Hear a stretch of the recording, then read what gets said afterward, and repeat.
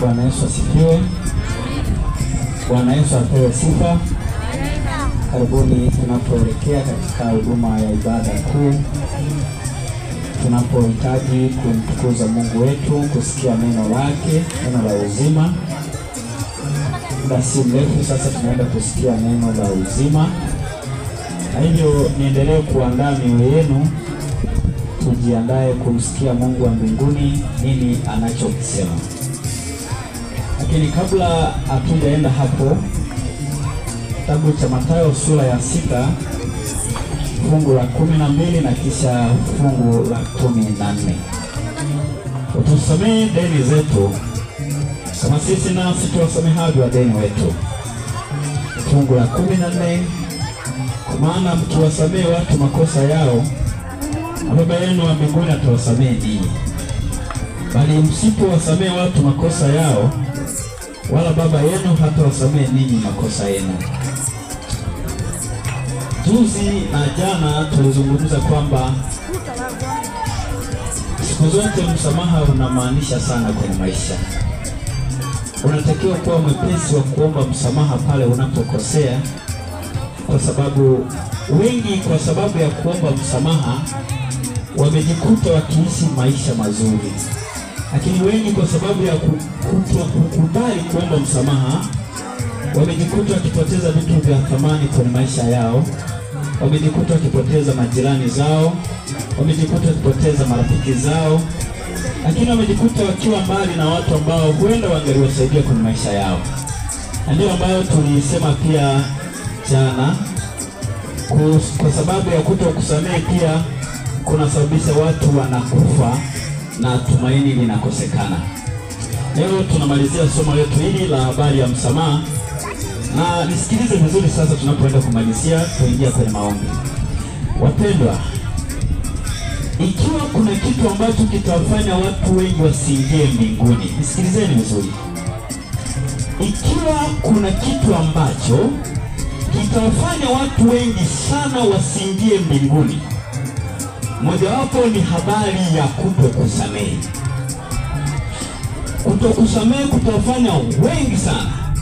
Unaweza ukawa mwimbaji mzuri kabisa, unaweza ukawa mhubiri mzuri kabisa, unaweza ukawa mtoaji wa sadaka nzuri sana kanisani, ama ukawa ni mtu wa kujitolea sana kanisani, ila kama wewe sio mtu wa kusamehe, kama si mtu mwepesi pia wa kuomba msamaha, wewe ni sawa na bure.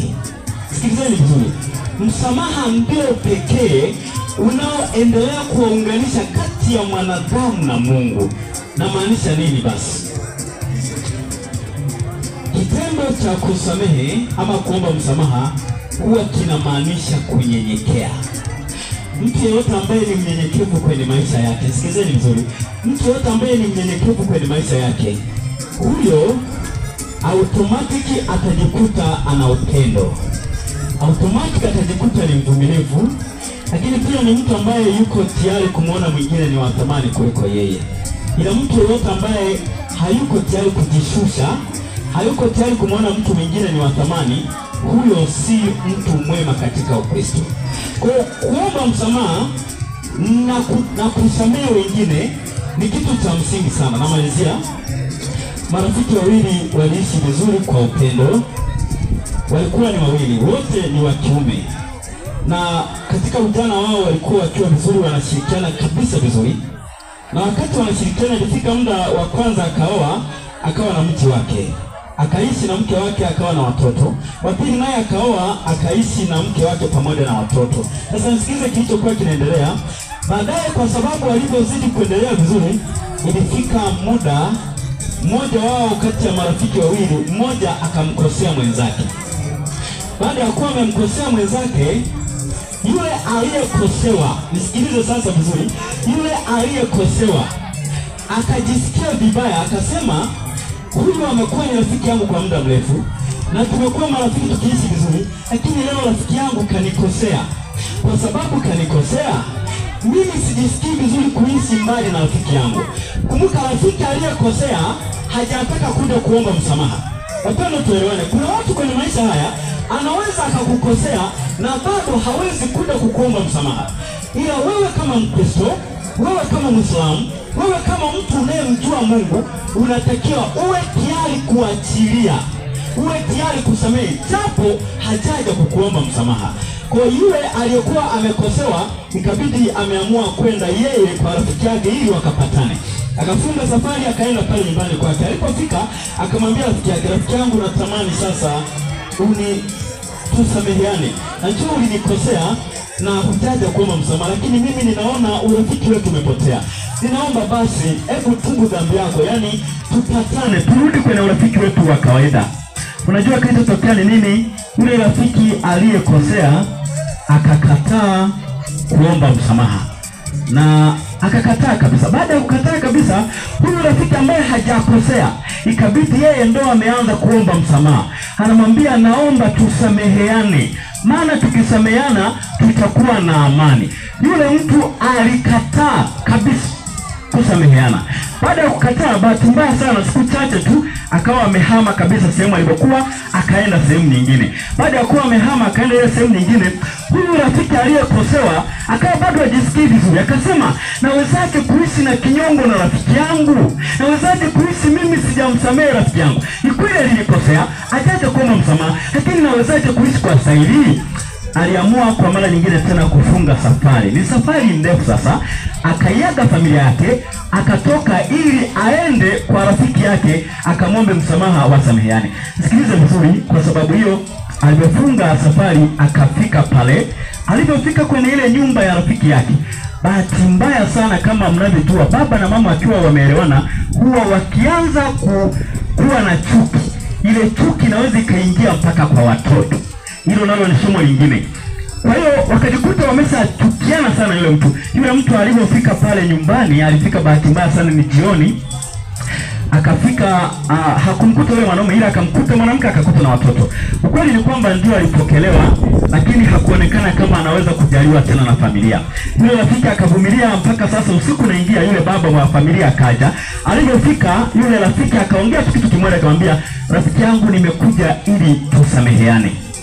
Kumbuka ni yeye aliyekosewa, ila kafunga safari kwa ajili ya kwenda kwa yule aliyekosea. Akamwambia, nimekuja ili tupate kusameheana. Unajua kilichoendelea ni nini? Yule rafiki bado akakataa. Akasema, sina haja tena ya kuendelea kusameheana na wewe. Baada ya kuwa amekataa, kilichoendelea nini? Sikiliza vizuri. Ikabidi muda wa kulala umefika. Ulipofika muda wa kulala, wakampatia chumba, na bahati mbaya sana hawakumjali, maana unajua wanamchukia. Wakampeleka tu kule, wakaweka mfuko, halafu wakatandika nguo, akamwambia kulala. Wao wakalala vizuri. Bahati mbaya sana, nisikilize, usiku wa manane, usiku ulipofika, mlango ukagongwa. Mlango ulipogongwa ni nini? Majambazi yamekuja. Anashangaa yule baba wa familia, anapofungua mlango anakutana na majambazi. Na yale majambazi yalikuwa 6. Ni kisa halisia. Yalikuwa 6. Majambazi yako mlangoni. Kilichofanyika ni nini? Akawa kana kwamba anataka kubabaika. Alipotaka kubabaika, mama wa familia akasikia ndani. Aliposikia ikabidi atoke naye. Anapotoka anakutana baba, anaona majambazi yako pale. Baadaye watoto nao wakaja. Baada ya kuona hiyo hali imetokea, huyu mgeni akajiuliza kuna nini? Akawa ameinuka na yeye aje. Alipoinuka kuja, alipofika hivi, ajabu, alikutana na majambazi. Ile anakutana na majambazi, yule mkuu wa majambazi akasema kitu kimoja tu. Akasema, tumetumwa kuja kuteketeza familia yako, na leo ndio tunamaliza familia yako yote. Sasa aliposema hivyo, bahati mbaya sana, unajua majambazi wanapokuja huwa wana mwenyeji. Yakatambua kuna mtu ambaye si wa pale, na bahati mbaya yule mtu ndiye alijaribu kukaa mbele. Yakamwambia, sikiliza, wewe tunakuona ni mgeni hapa, na hivyo tunakuomba ondoka, maana sisi tumeagizwa kuja kuteketeza hii familia. Baada ya kusikia hivyo, yule mgeni aliyekwenda kumwambia rafiki yake wasameheane, ikabidi amekaa mbele ya familia. Kwa sababu ni mgeni, akakaa mbele ya familia, akamchukua baba akamrudisha nyuma yake, na kisha akamchukua mama na watoto akamrudisha wote nyuma. Yeye ndiye akakaa mbele. Akamwambia majambazi, sikilizeni, hamwezi kuimaliza hii familia, vinginevyo naomba mniue mimi. Wale majambazi wakasema, hatuwezi kuua wewe, maana hauna hatia. Tulioagizwa kuja kuua ni hawa wa familia. Yule rafiki akasema, hamwezi kuiangamiza, maana hii ni familia ya rafiki yangu, na huyu ni rafiki yangu sana, ni afadhali mniangamize mimi. Sasa mkuu wa majambazi wakati akiwa anashangaa ile, akamwambia, tunakuomba ondoka hapo, acha tufanye kazi iliyotuleta. Yule rafiki akakataa, akasema, hamwezi kuwa familia, ni afadhali mniue mimi. Unajua kilichotokea nini? Baada ya muda kuwa umeenda sana, mkuu wa majambazi aliamrisha kitu kimoja, akasema, kwa sababu huyu rafiki ametuchelewesha, hakuna namna, muda unakwenda, saa zitaisha. Akaamrisha jambazi moja, akamwambia, achia risasi. Unajua kilichotokea ni nini? Yule jambazi akaachia risasi, na risasi alipoiachia ikampiga kifuani yule rafiki, ikarudiwa na nyingine tena. Hapo hapo akawa amedondoka. Alipodondoka chini, majambazi akaondoka, familia ikawa imebaki salama. Swali linalokuja, nini kinachofuata? Ikabidi huyu mtu, kumbuka aliyekufa sasa ama aliyepigwa risasi ndio yule aliyekwenda kuomba msamaha, na huku akiwa amekosewa. Huyu rafiki hajakubali kuomba nini? Msamaha. Unajua ni nini? Alimshika rafiki yake, akaanza kumuita, anamwambia, tafadhali rafiki yangu, naomba tamka tu neno moja, nimekusamehe, maana najua unakufa na sitapata mtu wa kunisamehe. Tamka tu angalau neno moja, nimekusamehe. Yule rafiki hakuweza kutamka, matokeo yake akakata moto. Rafiki akawa amekufa ambaye alikuwa mwema kwake. Wakati huyu rafiki akabaki bila kusamehewa, na hivi yeye alikuwa mkosaji.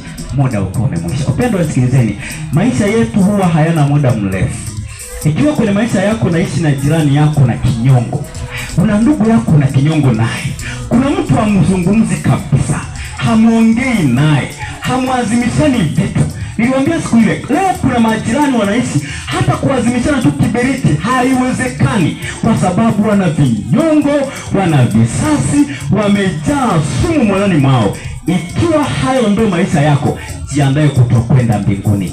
Saa iliyopo ni hii, samehe ndani ya moyo wako. Utakaposamehe, hiyo ndio kanuni ya Kristo, na hiyo ndio kanuni ya Mungu wa mbinguni. Kuna saa utakuja kukumbuka kusamehe ama kuomba msamaha ukiwa umechelewa sana.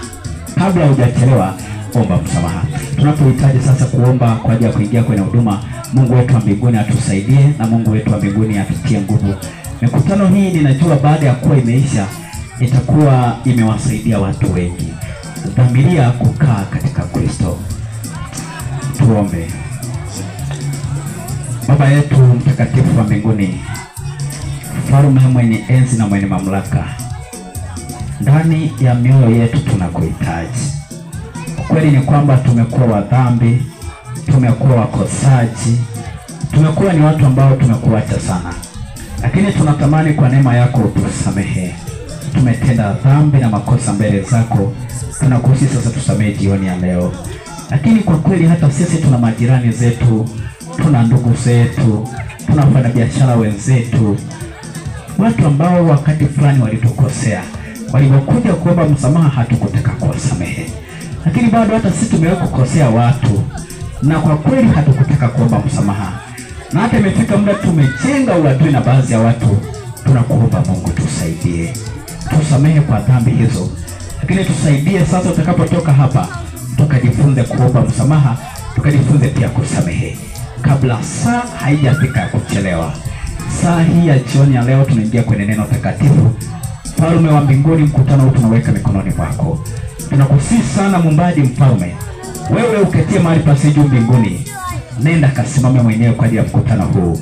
Utukufu wako utokao juu mbinguni, utukufu wako unaoonekana daima, ukatufunike hata sasa. Mtumwa wako anapokuja kusimama kwa ajili ya neno, ninakusihi sana Mungu wa mbinguni, nenda kamfunike kwa vazi lako la haki.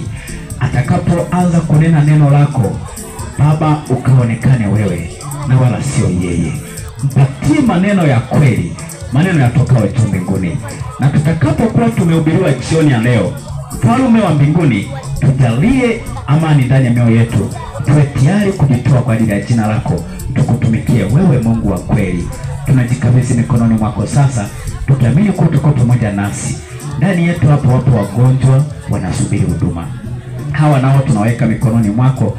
Tunakusihi Baba wa mbinguni, endelea kuzungumza pamoja nao, endelea kuwatibu magonjwa yao. Nenda kawape amani ya moyo wanapokuwa wanapitia maumivu makali. Mfalme, endelea kuwatia faraja, wakuone wewe kwenye maisha yao tangu sasa na hata milele. Tunaomba kwa jina la Yesu Kristo, amina. Bwana atubariki.